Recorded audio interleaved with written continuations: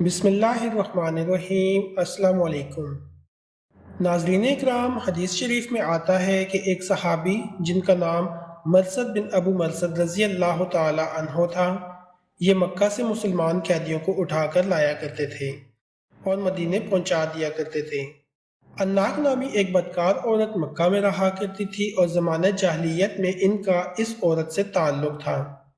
حضرت مرثد رضی اللہ تعالی عنہ فرماتے ہیں کہ ایک مرتبہ میں ایک قیدی کو لانے کے لیے مکہ شریف گیا۔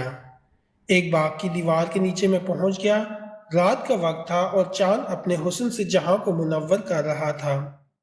اتفاق سے اناق وہاں آ پہنچی اور مجھ کو دیکھ لیا، بلکہ پہچان بھی لیا، اور آواز دے کر کہا کہ تم مرثد ہو؟ میں نے کہا ہاں، میں مرثد ہوں۔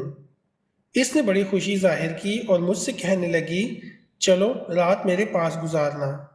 میں نے کہا اناق، اللہ تعالیٰ نے زناکاری کو حرام قرار دیا ہے۔ جب وہ مایوس ہو گئی تو اس نے مجھے پکڑوانے کے لیے شور و غل مچانا شروع کر دیا اور آواز دی کہ اے خیمے والوں، ہوشیار ہو جاؤ، دیکھو چور آ گیا ہے، یہی ہے جو تمہارے قیدیوں کو چرایا کرتا ہے۔ لوگ جاگ اٹھے اور 8 آدمی مجھے پکڑنے کے لیے میرے پیچھے دوڑے۔ میں مٹھیاں بند کر کے خندق کے راستے بھاگا اور ایک غار میں جا چھپا۔ یہ لوگ میرے پیچھے غار پر آ پہنچے، لیکن میں انہیں نہ ملا۔ یہ وہیں پر پیشاب کرنے کو بیٹھے۔ واللہ ان کا پیشاب میرے سر پر آ رہا تھا، لیکن اللہ تعالیٰ نے انہیں اندھا کر دیا۔ ان کی نگاہیں مجھ پر نہ پڑیں، ادھر ادھر ڈھونڈ کر واپس چلے گئے، اور میں کچھ دیر گزار کر جب یہ یقین کر لیا کہ وہ پھر سو گئے ہیں تو یہاں سے نکلا۔ پھر میں نے مکہ کی راہ لی اور وہیں پہنچ کر اس مسلمان قیدی کو اپنی کمر پر چڑھایا اور وہاں سے لے کر بھاگا۔ چونکہ وہ بھاری بدن کے تھے، میں جب ازخر میں پہنچا تو تھک گیا۔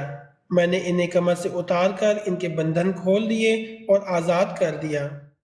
اب اٹھاتا چلاتا مدینے پہنچا۔ چونکہ اناق کی محبت میرے دل میں تھی، میں نے رسول اللہ صلی اللہ علیہ وآلہ وسلم سے اجازت چاہی کہ میں اس سے نکاح کر لوں۔ آپ صلی اللہ علیہ وآلہ وسلم خاموش رہے۔ میں نے دوبارہ یہی سوال کیا، پھر بھی خاموش رہے۔ اس کے بعد یہ آیت اتری کہ زانی زانیہ یا مشرکہ سے ہی نکاح کرے، اور زانیہ عورت سے زانی یا مشرک ہی نکاح کرے، اور مسلمانوں پر یہ نکاح حرام ہے۔ حضور صلی اللہ علیہ وآلہ وسلم نے فرمایا، مرثد زانیہ سے نکاح زانی یا مشرک ہی کرتا ہے، تو اس سے نکاح کا ارادہ چھوڑ دے۔ ناظرین اکرام، دعا ہے کہ اللہ تعالی ہمیں بھی راہ حق پر چلنے کی توفیق عطا فرمائے، آمین۔